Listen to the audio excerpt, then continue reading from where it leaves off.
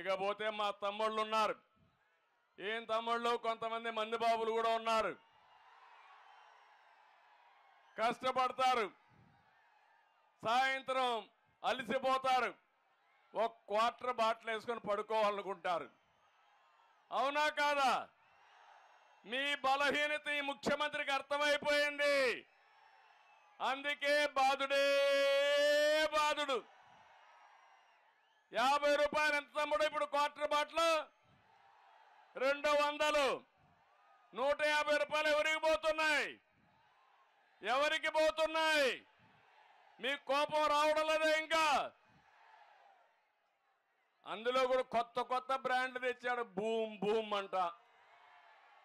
నాకైతే తాగే అలవాట్లేదు. ఎప్పుడు పేర్లు మా తల్లి చెప్తా ఉంది, శాశ్వతంగా పైకి పోతారు. ఆడపిల్లల మంగళ సూత్రాలు తెంపే దుర్మార్గుడు ఈ జగన్మోహన్ రెడ్డి అని చెప్పి నేను మీకు తెలియజేస్తున్నా. మీ ఆరోగ్యంతో ఆడుకుంటున్నాడు, మీ జీవితాలతో ఆడుకుంటున్నాడు, మిమ్మల్ని ఆర్థికంగా చితగొడుతున్నాడు. మళ్ళీ చెప్పిన తప్పు చెప్పకుండా చెప్తున్నాడు. ఇప్పుడు ఏమంటున్నాడు? మీకు ఎన్నికల ముందు వచ్చినప్పుడు చెప్పాడు, జ్ఞాపకం ఉందా మీకు? మద్యపాన నిషేధం పెడతా అన్నాడా లేదా? నేను మద్యపాన నిషేధం చేయకపోతే మీ ఓటు అడగని చెప్పాడా లేదా? ఇప్పుడు ఆ మాట ఎత్తున్నాడా? ఓటు అడిగే హక్కుందా ఇతనికి?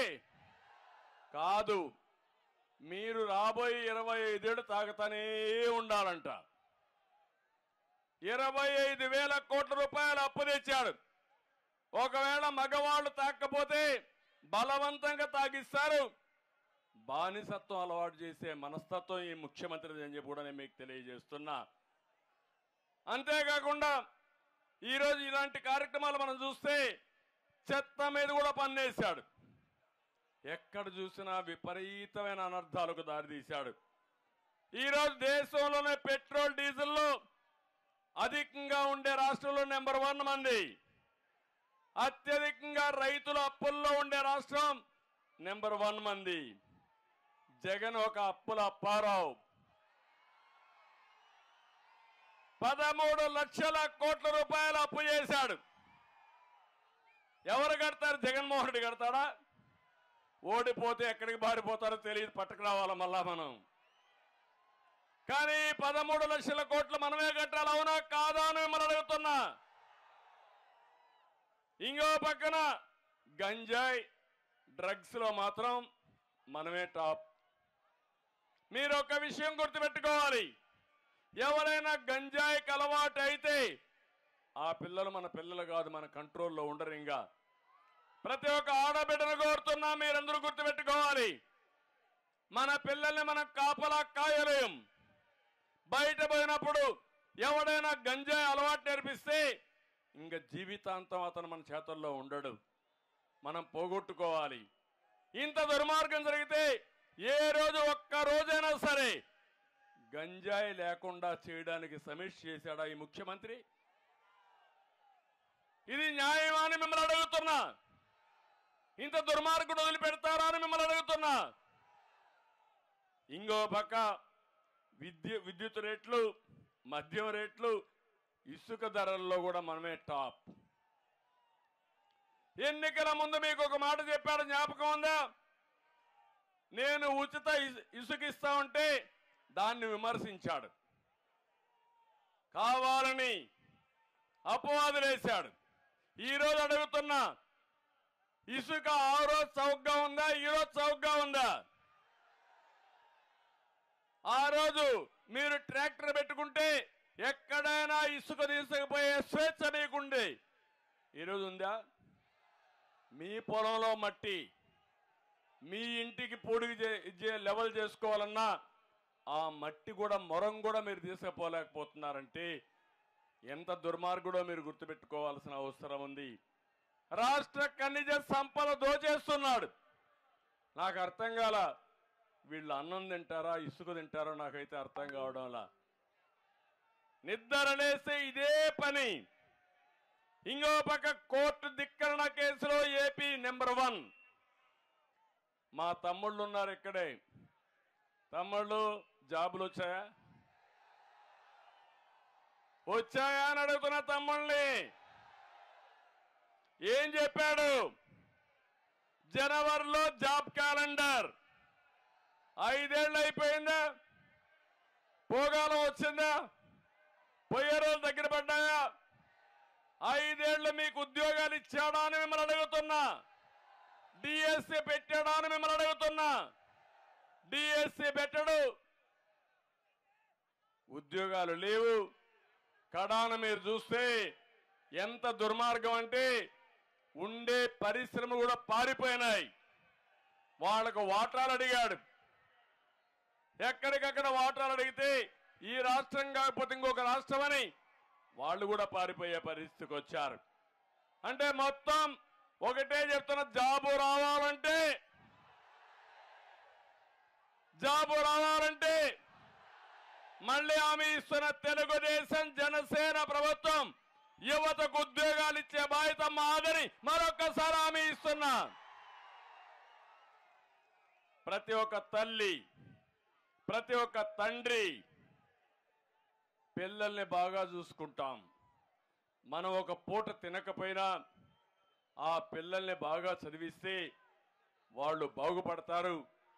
నాకు వయసు వచ్చినప్పుడు నా పిల్లలు చూసుకుంటారనే ఉద్దేశంతో వాళ్ళని బాగా చదివిస్తాం. అలాంటి పిల్లలు చదువుకున్న తర్వాత కూడా ఉద్యోగం రాకుండా మీరు చేసే కూలి డబ్బులతో వాళ్ళు గడపాలనుకోవడం ఎంత ఘోరమో మీరు ఒక్కసారి ఆలోచించండి. ఇది మన యువత తప్పు కాదు, మన పాలకుల తప్పు. అందుకే నేను ఒక హామీ ఇచ్చాను. యువ గళం కింద ప్రతి ఒక్క నిరుద్యోగిని, చదువుకునే పిల్లల్ని పూర్తిగా ఆదుకునే బాధ్యత తెలుగుదేశం పార్టీ జనసేనది. 3000 రూపాయలు నిరుద్యోగ భృతి ఇస్తాం తమ్ముళ్ళు. మన ప్రభుత్వం వస్తానే యువతకు 3000 రూపాయలు ఇస్తాం. అమ్మ నాన్న పైన ఆధారపడాల్సిన అవసరంలా. నేనే అండగా ఉంటా మీకు. ఇంకో పక్క సంవత్సరానికి 4 లక్షలు, 5 ఏళ్లలో 20 లక్షల ఉద్యోగాలు ఇప్పించే బాధ్యత తెలుగుదేశం పార్టీ తీసుకుంటాం. ఇవే కాకుండా మీ ఊర్లో మీరు బొబ్బుల్లో కూర్చొని అమెరికాలో పనిచేయాలంటే వర్క్ ఫ్రమ్ హోమ్, మీ ఇంటి నుంచే పనిచేసే విధానాన్ని తీసుకొస్తా. అదే కాదు, మీ ఇంట్లోనే కాకుండా మీకు బోరు కొడితే నెలకు ఒక 10 రోజులు బొబ్బిల్లో మంచి ఆఫీసులు కట్టి, వర్క్ స్టేషన్స్ కట్టి అక్కడ మీరు పనిచేసే విధానాన్ని తీసుకొస్తా. మా తమ్ముళ్ళ ఆదాయం వేస్తా. అమ్మను నాన్నను చూసుకుంటూ మీరు ప్రపంచం అంతా పనిచేసి మీరు అవసరమైతే బయట పోవాలంటే వెళ్లే పరిస్థితి తీసుకొస్తాం తప్ప ప్రతి ఒక్కరికి ఉపాధి కల్పించే బాధ్యత తీసుకుంటామని చెప్పి మరొక్కసారి తెలియజేస్తున్నా. అన్ని రంగాల్లో రివర్స్ లో టాప్ లో పెట్టాడు. కానీ ఆయన ఆదాయంలో మాత్రం బ్రహ్మాండంగా పెరిగిపోతున్నాడు. పేదవాడయ్యాడు. అవునా కాదా? మీ జీవన ప్రమాణాలు పెరగలేదు. అవునా కాదా? కానీ దేశంలో రిచెస్ట్ సీఎం ఎవరు తెలుసా? ఎవరు? ఇది నేను చెప్పింది కాదు, రికార్డులో ఉండే సత్యం. ఆయన ఇప్పుడు మాట్లాడుతున్నాడు. ఏమని? రాష్ట్రంలో పెత్తందారులకి పేదవాళ్ళకి పోరాటం అంట. నేను పెత్తందారంట, ఆయన పేదవాడంట. పాపం నిరుపేద. ఆయన డ్రాయర్ కూడా లేదు.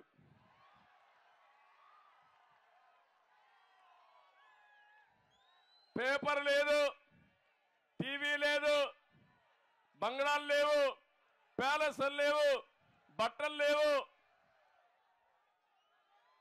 ఏం తింటాడో నాకైతే అర్థం కాల. గడ్డి తింటాడు. ఈ గడ్డే తింటున్నాడు. అడుక్కుంటున్నాడు. మా చెల్లెమ్మ చెప్పినట్టు రేపు వస్తాడు. అప్పుడు ఓట్లు అడుక్కున్నాడు. భస్మాసుడు మార్గం మీ నెత్తిన చేయబెట్టాడు. ఇప్పుడు మళ్ళా కథల్ని గుద్దుడు. ఇప్పుడు 5 ఏళ్ళు వదిలిపెట్టకుండా గుద్దాడు. మళ్ళా ఓటేస్తే ఇంకా బానిసలమే. మనం ఆ విషయం గుర్తుపెట్టుకోవాల్సిన అవసరం ఉంది. ఆ రోజు మీరు చూడండి, పేదవాళ్ళ కోసం 200 రూపాయల పింఛన్ని 2000 రూపాయలు పెంచిన ఘనత తెలుగుదేశం పార్టీది. అవునా కాదా? పెన్షన్ తీసుకొచ్చిందే మన నాయకుడు ఎన్టీ రామారావు గారు. ఆ తర్వాత నేను 200 రూపాయలు ఉంటే ఒకేసారి 1000 రూపాయలు చేశా. దాన్ని మళ్ళా 2000 చేశా. మీటింగ్లో వస్తే మాట్లాడతాడు అబద్ధాల కోరు ఈ ముఖ్యమంత్రి. ఆయన 1000 రూపాయల నుంచి 3000 చేశాడంట. ఎవరు చేశారు తమ్ముడు 2000 వరకు? నేను చేశాను. తెలుగుదేశం చేసిందంటే గట్టిగా చప్పట్లు కూడా చెప్పండి.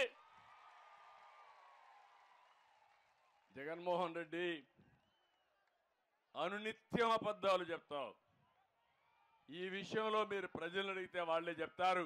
రికార్డులు చూస్తే అవి అర్థమవుతాయి. మళ్ళీ నేను చెప్తున్నా, ఈ ముఖ్యమంత్రి చేసిన ఇది మీరు చూస్తే మీ అందరికీ తొలి రోజునే పెన్షన్ ఇస్తానని చెప్పాడా లేదా? 3000 ఇస్తానన్నాడా లేదా? తర్వాత వంతుల వారిగా దశల వారిగా ఇస్తానని మాట మార్చేశాడు. అదే నేనుంటే ఇంకొక 30,000 రూపాయలు ప్రతి ఒక్క పింఛన్దారుకు వచ్చేది. జగన్మోహన్ రెడ్డి మీకు 30,000 రూపాయలు బాకీ ఉన్నాడు పింఛన్దారులకి, పెన్షన్స్ అందరికీ. అందుకే నేను ఒకటే హామీ ఇస్తున్నా, మళ్ళీ రాబోయే రోజుల్లో వీళ్ళకు న్యాయం చేసే బాధ్యత కూడా తెలుగుదేశం పార్టీ తీసుకుంటాం. చరిత్రలో మొట్టమొదటిసారిగా కిడ్నీ బాధితులకి, తలసేమియా వ్యాధి బాధితులకి, కల్లుగీత కార్మికులకి, డప్పు కళాకారులకి, మత్స్యకారులకి 50 ఏళ్లకే పింఛనిచ్చాం.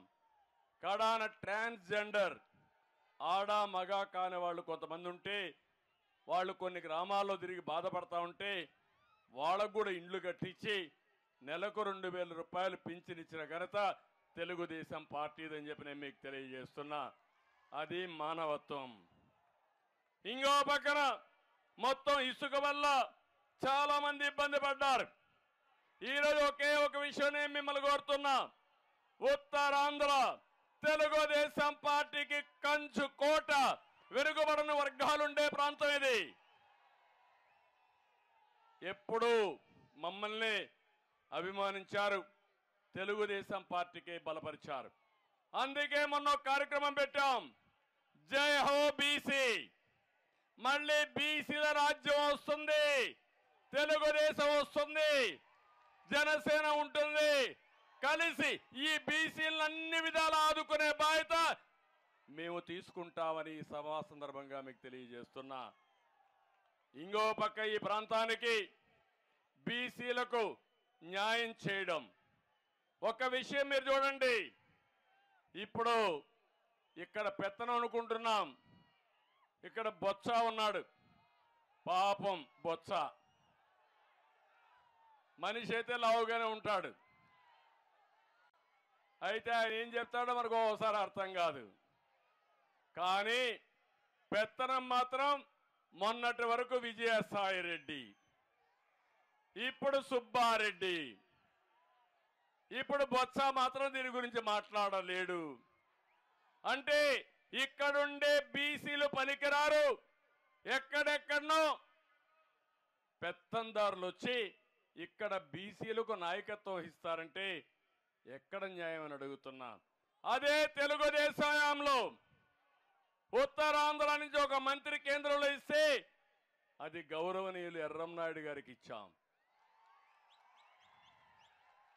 ఇక్కడుండే కళా వెంకట్రావు గారు కానీ అనేక మంది మంత్రులు ఇచ్చిన ఘనత తెలుగుదేశం పార్టీదని చెప్పి కూడా నేను మీకు తెలియజేస్తున్నా.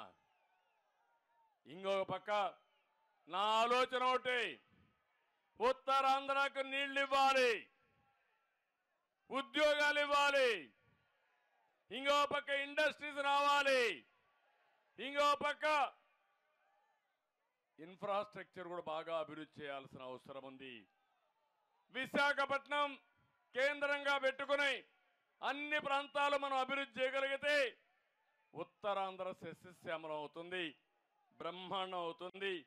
దీనికి తప్పకుండా నేను ఒక ప్రత్యేక ప్రణాళిక తయారు చేస్తా. ఉత్తరాంధ్రకి న్యాయం చేసే బాధ్యత, అభివృద్ధి చేసే బాధ్యత తెలుగుదేశం పార్టీది. తెలుగుదేశం పార్టీ హయాంలో 1600 కోట్ల రూపాయలు సాగునీటి ప్రాజెక్టులకు ఖర్చు పెట్టాం. ఈరోజు మీరు ఏం చేశారు? ఒక్క రూపాయి ఖర్చు పెట్టారా మీరు? ఏ ప్రాజెక్ట్ అయినా పూర్తి అయిందా అని మిమ్మల్ని అడుగుతున్నా. ఆ రోజు మద్దు వలస కానీ లేకపోతే తారక రామ తీర్థసాగర్ కానీ